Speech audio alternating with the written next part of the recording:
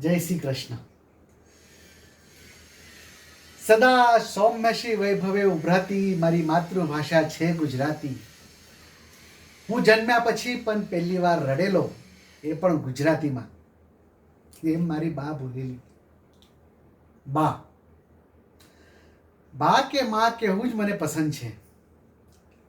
આ મોમડેટ કેવું લાગે? માં લાગણી જ નથી ને. હું બોલું ગુજરાતી, લખું ગુજરાતી, વાંચું ગુજરાતી, હસું ગુજરાતી, રડું ગુજરાતી અને જમું એ ગુજરાતી. એમાં બીજું કશું ચાલે જ નહીં. બીજી ભાષા મારા માટે પારકી સ્ત્રી છે. એની સામે જોવું એ મારા માટે પાપ છે.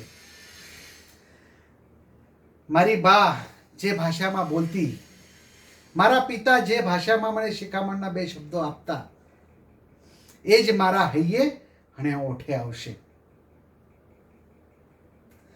તમે મને મારી નાખો પણ મારા મોઢે વિદેશી ભાષા નહીં આવે. આ મારો અંતિમ નિર્ણય છે.